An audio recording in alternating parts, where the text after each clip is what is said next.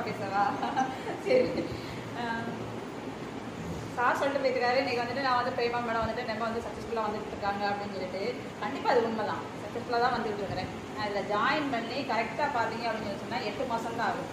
8 மாதத்தில் எனக்கு வந்துட்டு ஒரு 3 மாதம் வந்துட்டு என்னடா அப்படின்ற மாதிரி கொஞ்சம் ஒரு தயக்கம் வந்துச்சு.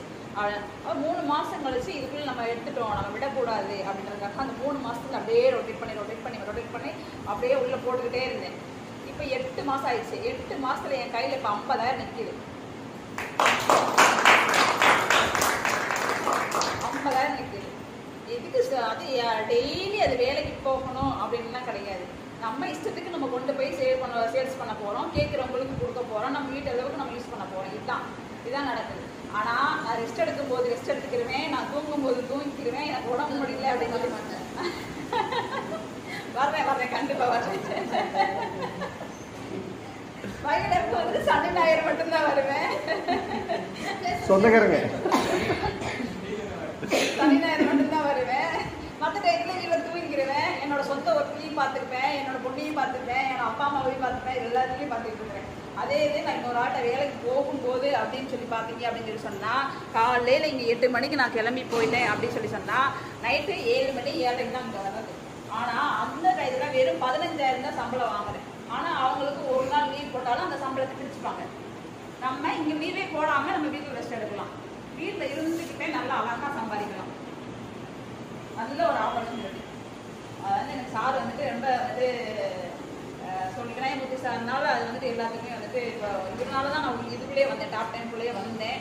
ஸோ நீங்கள் தேடி வந்திருக்கீங்க இல்லையா, அதே மாதிரி தான் நான் ஒரு தேடலோட தான் நீங்களாவது இங்கே ஆண்டிப்பட்டிக்குள்ளே வந்திருக்கீங்க. நான் திருப்பூர் போனேன். காலையில் ஏர்லி மார்னிங் 4 மணிக்கு பஸ் ஏறி திருப்பூர் போனேன். திருப்பூர் போய் அங்கே என்ன தான் நடக்குது அப்படின்னு சொல்லிட்டு பார்த்துட்டு வந்துடலாம் அப்படின்னு சொல்லிட்டு 2 வாட்டி, ஒரு நாள் வந்து திருப்பூர், அப்புறம் ஒரு நாள் வந்து ஈரோடு. சார் கணக்கம்பட்டி போனது வந்து சும்மா அதுக்கப்புறம் ஜாயின் பண்ணதுக்கு அப்புறம் என்ன பண்றாங்க அப்படின்றதுனால பார்க்கலான்ட்டு போனேன். சரி, அதையும் நான் இந்த மீட்டிங் தெரிஞ்சுக்கிட்டு அதுக்கப்புறம் இவங்க என்ன பண்றாங்க அப்படின்னு சொல்லிட்டு அதுக்கப்புறம் கணக்கம்பட்டியில் போய் பார்த்தேன். அதுக்கப்புறம் தான் தெரிஞ்சு ஒரு ஸ்டால் மாதிரி போட்டு அவங்களுக்கு இந்த தண்ணி வாட்டர் கொடுத்து அவங்களுக்கு இந்த பொருளை பற்றி அவங்களுக்கு சேர்த்து சொல்லி அவங்கள வாங்க வச்சு அது வந்து எல்லாமே பார்த்தீங்கன்னா எல்லாம் அட்வான்ஸ் ஆயுர்வேதம், கெமிக்கல் ஐட்டம் எதுவுமே இருக்காது.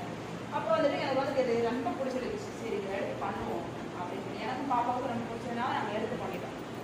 அதனால இப்போ என்ன பண்ணுங்க, அந்த வேலையிலே விட்டுட்டேன். அது இதுக்குள்ளே ஃபுல் டைமாக இறங்கிட்டேன். என்னால் இன்னும் இத்தனை மக்கள் இது மாதிரி உள்ள இருக்கிறாங்க அப்படின்றது பூரா யோசிச்சு சரி இங்கே ஒரு மீட்டிங் போடலாம்.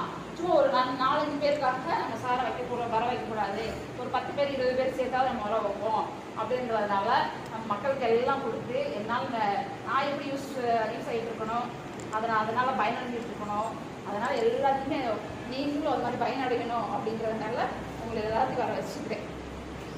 இப்போ உங்களுக்கு வந்து ரெகுலராக கஸ்டமர் ஃபோன் மூலமாக வாட்ஸ்அப் மூலமாக ஆர்டர் போட்டுருக்கிறவங்க எத்தனை பேர் இருக்காங்க? சுமார் ஒரு 10 பேர் இருக்கும் சார். இப்போ அதாவது அவங்கள நேரில் போய் நீங்கள் கொடுக்க போகிறீங்களா இல்லை அவங்க நேரில் வராங்களா? நீங்கள் எப்படி அவங்களுக்கு ப்ராடக்ட் அனுப்புறீங்க? அவங்க தீர்ந்த உடனே எனக்கு கால் பண்ணுவாங்க.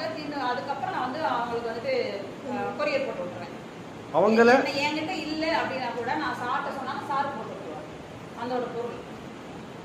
அவங்களாம் உங்களுக்கு எப்படி அறிமுகமானாங்க சார்? என்னோட அது வந்து நான் வெளியில் வந்துட்டு போய் ஸ்டால் போடும்போது ஒரு விசிட்டிங் கார்டு மாதிரி சின்னதாக அடிச்சு அவங்க கையில் கொடுத்துருவேன். இப்போ நீங்கள் வந்தீங்கன்னா உங்களுக்கு நான் என்னோட நம்பர் கொடுத்துருவேன். நீங்கள்லாம் கால் பண்ணி கேட்டு வந்தீங்க இல்லையா, அது மாதிரி நான் நம்பர் கொடுத்துருவேன். அவங்க கால் பண்ணி கேட்பாங்க, இந்த மாதிரி எனக்கு தீர்ந்து போச்சு, அதாவது நல்லா இருக்குது, அந்த ப்ராடக்ட் வந்து நல்லா இருக்குது, எனக்கு வந்து அனுப்பி விடுங்க அப்படின்னு சொல்லி கேட்பாங்க. அது திரும்ப நான் அனுப்பி விடுவேன்.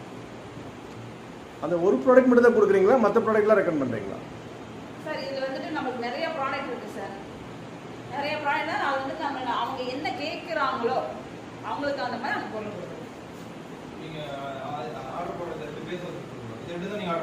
ஆமாம் சார். இது லேபரு நம்ம பார்த்தீங்க அப்படின்னா ஆரஞ்சு ஃப்ளேவரு. இந்த ஆரஞ்சு ஃப்ளேவர் பார்த்தீங்கன்னா நம்மளுக்கு வந்து முகத்தில் வந்துட்டு எந்த ஒரு சுருக்கமும் வராது. பார்த்தீங்க அந்த கரும்புள்ளியெல்லாம் போயிடும். கரும்புள்ளி அந்த டாட்டாட்டாக இருக்கு இல்லையா, பருவம் வந்து டாட்டாட்டா கரும்புள்ளியெல்லாம் இருக்கு இல்லையா, அதெல்லாம் கண்டிப்பாக அது வந்துட்டு போயிடும். இது வந்து நல்லா யூஸ் ஆகும். இப்போ எல்லாருக்குமே யூஸ் ஆகும், எல்லாருமே போடலாம். அதே மாதிரி இது வந்து கெமிக்கல் இல்லாதது தானே, எல்லாரும் போடலாம். அது வந்து யூஸ் பண்ண இப்போ கெமிக்கலாக இருக்கும், ஏதாவது போட்டதுனால ஏதாவது வந்துட்டு நம்மளுக்கு வந்துட்டு சைடு எஃபெக்ட் ஏதாவது வந்துடும், இதனால இன்னும் நிறைய வந்துடும், வேண்டாம் அப்படின்லாம் யோசிக்கவே வேண்டாம், தயங்கவே வேண்டாம். நான் இதவே எடுத்து உடம்புக்கே தேய்ச்சி குளிச்சுட்டு போயிடுறேன் சில நேரம். கண்டிப்பா, ஏன்னா வெளியில போறோம்ல, இந்த மாதிரி மீட்டிங் போடும்போது உடம்புக்கே தேய்ச்சி குளிச்சுட்டு போயிடுறேன். அது உண்மையதான் சொல்றேன். அதே மாதிரி பார்த்தீங்கன்னா நீம் ஃபேஸ் வாஷ் பார்த்தீங்க அப்படின்னா எந்த ஒரு, அதாவது என்ன சொல்றது, அந்த ஆயில் ஃபேஸ் வாஷ் க்ரீம்லாம் இருக்குங்களா, ஆயில் ஸ்கின்னு, அப்புறம் வந்துட்டு ட்ரை ஸ்கின்னு, அந்த மாதிரிலாம் இந்த மாதிரி யூஸ் பண்ணிக்கலாம். நல்லா இருக்கும். ரெண்டுமே அதே யூஸ் பண்ணிக்கலாம். ஆனால் இது வந்து நல்லா இருக்கும். இதுவும் அதே தான். இது neem face wash cream.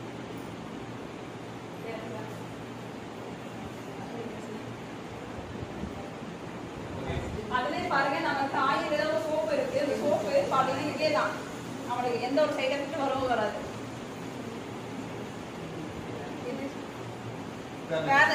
Fairness care soap இதே மாதிரி தான்.